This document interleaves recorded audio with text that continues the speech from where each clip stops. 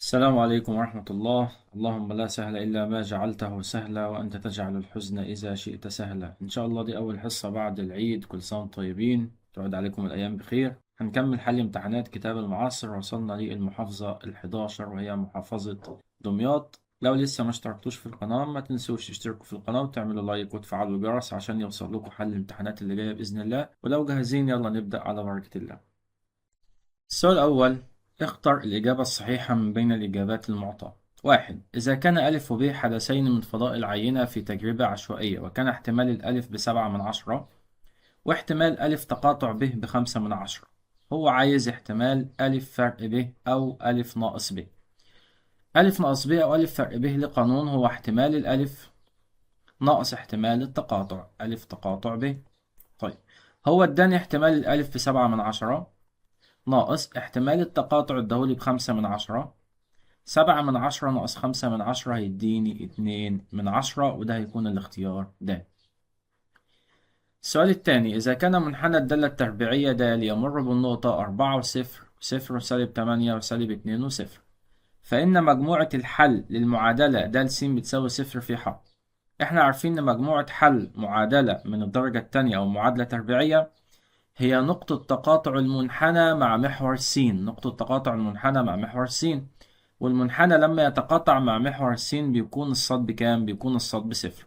فالنقطة دي الصاد لا تساوي الصفر، مش محتاجة في حاجة، فهتكون مجموعة الحل هي ال4 وسالب 2، عشان هنا عند الصاد بصفر وهنا عند الصاد بصفر في الزوج المرتب التاني، فهتكون 4 وسالب 2. نشوف 4 وسالب 2 في الاختيارات، هي سالب 2 و4، وكده كده لا يلزم الترتيب عند كتابة العناصر داخل المجموعة. السؤال الثالث: إذا كانت دالة السين بتساوي س زائد 2 على س، فإن مجال المعكوس الضربي للدالة. هو عايز مجال المعكوس الضربي. أنا أجيب المعكوس الضربي الأول اللي هو د أس -1 س، هيساوي معكوس الضرب بشقلب الكسر، يبقى س على س زائد 2. طيب، مجال المعكوس الضربي عبارة عن ح فرق أصفار البسط وأصفار المقام. أصفار البسط هنا صفر وأصفار المقام سالب 2، فيكون مجال المعكوس الضربي هو ح فرق سالب 2 وصفر. اوجد ن س في أبسط صورة مبينا مجال ن. زي ما احنا متعودين بحلل البسط والمقام وبعد كده بجيب المجال واختصر، وما تنساش إن دي مسألة طرح دالتين.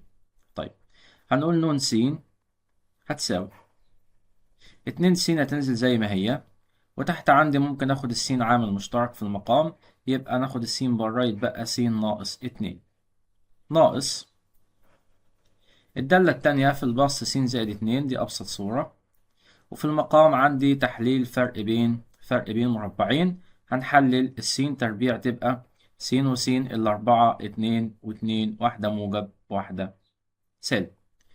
بعد كده أجيب المجال الأول، المجال هيساوي ح فرق أصفار المقام، اللي يخلي المقام هنا بصفر لو كانت السين بصفر، هنا لو كانت السين ب2، هنا لو كانت السين بسالب 2، وهنا لو كانت السين ب2، وكده كده الاتنين مكتوب.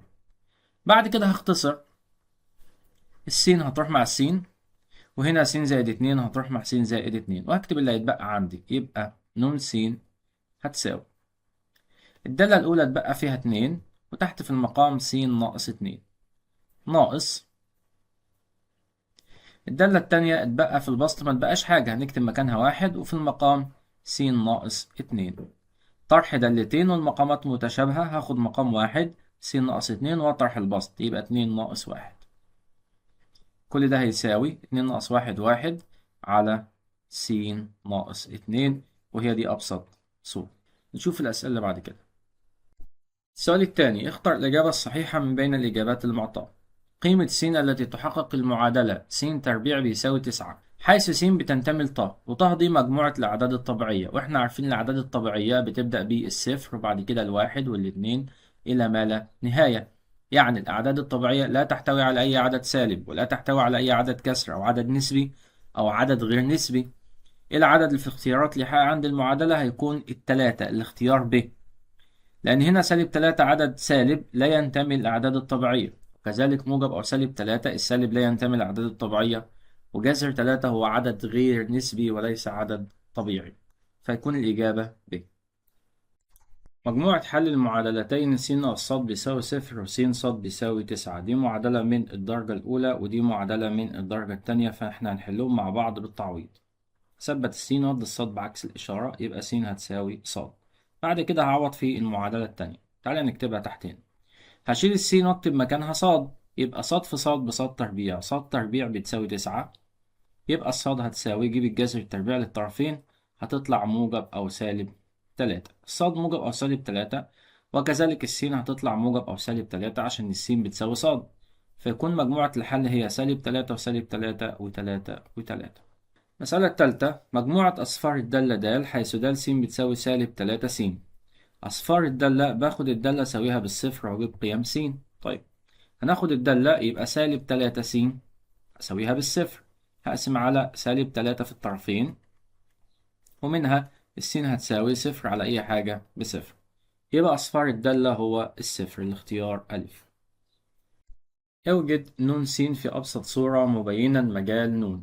ناخد بالنا إن دي اسمة دالتين.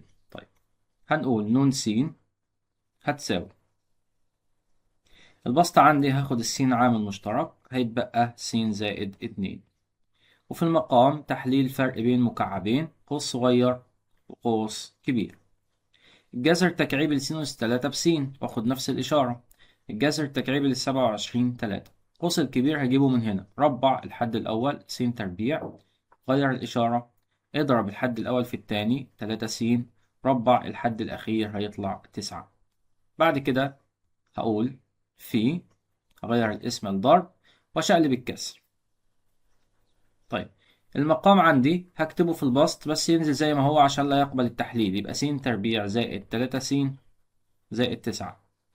وفي المقام عندي هيكون س زائد 2 عشان انا شقلبت الكسر، وهنا برضو ده ابسط صورة مش هحلل ولا في عامل مشترك. قبل ما اختصر نجيب المجال. ح فرق اصفار المقام، هنا الاصفار لو كانت السين ب3 دي ملهاش اصفار، وهنا لو كانت السين بسالب 2.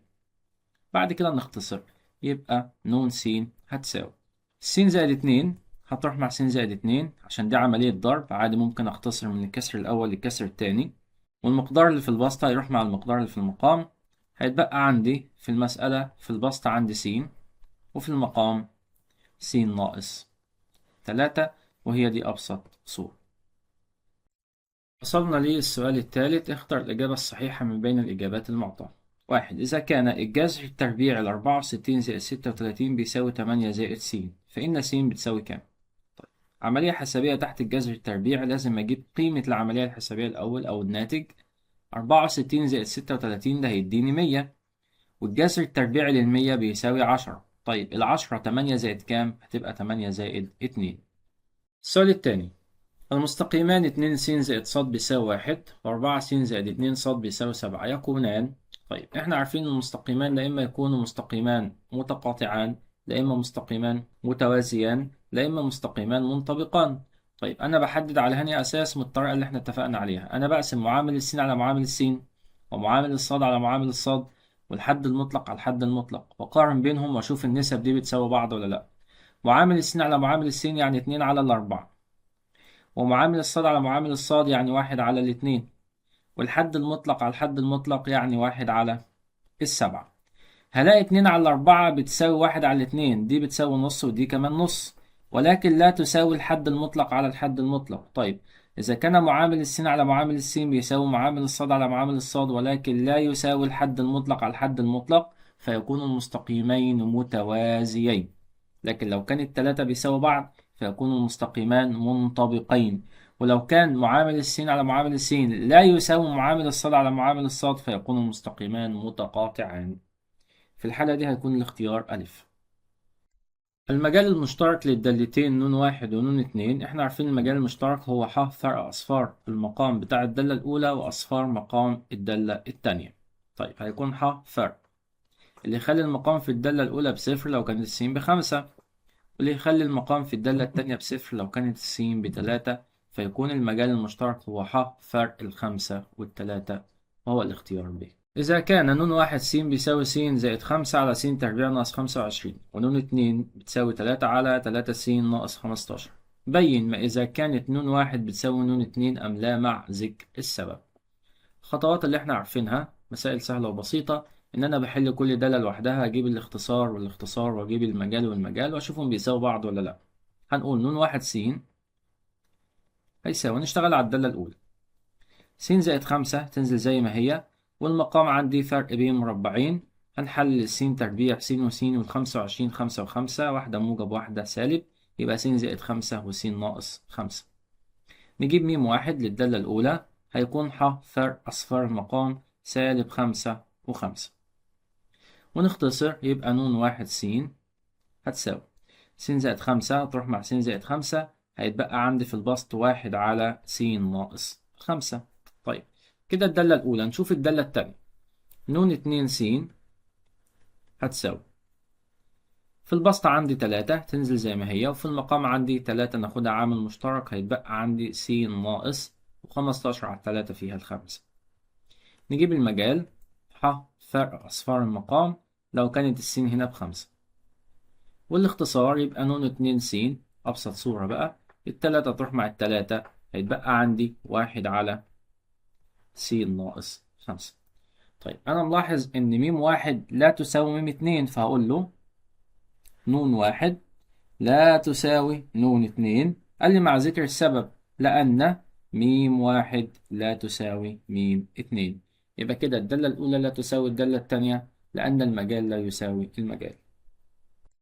السؤال الرابع ألف، أوجد في مجموعة حل المعادلتين الآتيتين معا جبريا. طيب دي معادلة من الدرجة الأولى ومعادلة من الدرجة الأولى، نقدر نحلهم مع بعض بطريقة التعويض أو الحذف، والأسهل طبعا زي ما بنقول كل مرة دي طريقة الحذف أسهل في الحالة دي. هنكتب المعادلتين تحت بعض، هنقول س زائد ص بيساوي واحد، وس ناقص ص بيساوي تلاتة. هنقول بالجمع.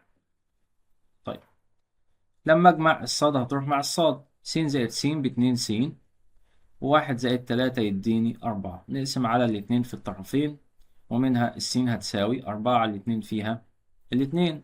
نعوض عشان نجيب الصاد، نعوض في المعادلة الأولى عن السين بتساوي اتنين، يبقى اتنين زائد صاد بيساوي واحد، وأدي بعكس الإشارة، ومنها الصاد هتساوي واحد ناقص اتنين، هيديني سالب واحد، وتكون مجموعة الحل هي السين باتنين والصاد بواحد.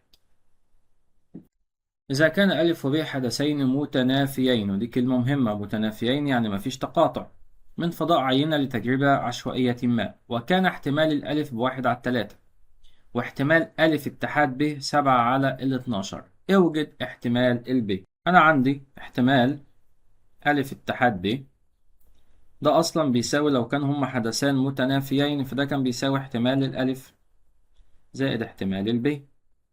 طيب هو اداني احتمال الاتحاد، يعني اداني سبعة على الاتناشر، بيساوي احتمال الألف بواحد على التلاتة زائد احتمال الب. فأنا عشان أجيب احتمال الب هودي واحد على التلاتة بعكس الإيه؟ بعكس الإشارة. فهنقول احتمال الب هيساوي سبعة على الاتناشر ناقص واحد على التلاتة، هيساوي، نفتح الآلة الحاسبة عندنا، سبعة على الاتناشر ناقص واحد على التلاتة، هتطلع بكام؟ هتطلع بواحد على الأربعة. اوجد في مجموعة حل المعادلتين الآتيتين معا، معادلة من الدرجة الأولى ومعادلة من الدرجة التانية، فأنا هحلهم مع بعض بالتعويض. نيجي للمعادلة الأولى، هنثبت السين وأدي اتنين صاد بعكس الإشارة، سالب تروح موجب، يبقى س هتساوي اتنين صاد، ودي المعادلة رقم واحد. وهنا المعادلة رقم اتنين، هقول له بالتعويض من المعادلة واحد للمعادلة اتنين، كل س هتقابلنا أشيلها وأكتب مكانها اتنين صاد. طيب فأنا هشيل السين هنا وأكتب اتنين إيه؟ اتنين صاد، يبقى اتنين صاد كل تربيع زائد صاد تربيع، كل ده بيساوي 20. هوزع التربيع على الاتنين والصاد، اتنين تربيع بأربعة، وصاد تبقى صاد تربيع زائد صاد تربيع، كل ده بيساوي 20. أربعة صاد تربيع زائد صاد تربيع بخمسة صاد تربيع بيساوي 20. هقسم على الخمسة في الطرفين، خمسة تروح مع الخمسة، خمسة على الخمسة فيها الواحد، يبقى صاد تربيع هيساوي 20 على الخمسة فيها الأربعة، يبقى الصاد هتساوي جذر التربيع للطرفين هتطلع موجب أو سالب 2. طيب هقول له عند صاد بتساوي 2 يبقى س هتساوي كام؟ حط هنا الصاد ب2، 2 في 2 ب4، س تطلع ب4. وعند صاد بتساوي سالب 2، 2 في سالب 2 هيديني الس بكام؟ بسالب 4. وتكون مجموعة الحل م ح هي الزوج المرتب الأول 4 و2، والزوج المرتب الثاني -4 وسالب 2. باستخدام القانون العام اوجد مجموعة حل المعادلة الآتية في ح. القانون العام يعني هنقول السين بتساوي، نكتب القانون الأول سالب ب موجب أو سالب الجذر التربيعي ب تربيع ناقص 4 ألف ج على 2 ألف. نجيب الألف والب والجيم. الألف معامل السين تربيع يبقى الألف بتساوي 1، والب بسالب 4، والجيم هو الحد المطلق ب1. بعد كده هنعوض في القانون العام. هنقول إن السين بتساوي سالب ب سالب في سالب بموجب يبقى 4 موجب أو سالب الجذر التربيع ب تربيع سالب 4 تربيع ب16 ناقص 4 في ألف ب1 في ج ب1 على 2 ألف يعني 2 في 1. نجيب القيم ونبسطها. يبقى س هتساوي 4 موجب أو سالب الجذر التربيعي 4 في 1 ب4 و16 ناقص 4 يديني 12 على 2 في 1 ب2. نقسمهم مسألتين، مرة بالموجب ومرة بالسالب. يبقى س هتساوي 4 زائد الجذر التربيعي لل12 على ال2، وس هتساوي 4 ناقص الجذر التربيعي لل12 على ال2. ونفتح الآلة الحاسبة ونجيب القيم بتاعتنا. هنكتب 4 زائد الجذر التربيعي ل12 على ال2 هتطلع عندي ب3.7. يبقى س هتساوي 3.7. نكتبها مرة بالسالب هتطلع ب26 أو ب2. يبقى س هتساوي 2. هو هنا محددش مقربا الناتج لرقم 1 ولا رقمين، فاللي انت هتكتبه صح. تقول مجموعة الحل 3.7 و2. وبكده نكون خلصنا الامتحان. والدعم الوحيد اللي انت ممكن تقدمه لنا ان انت تشترك في القناة وتعمل لايك وتفعل الجرس عشان يوصلك حلول الامتحانات اللي جاية. اشوفكم في الفيديو الجاي في رعاية الله.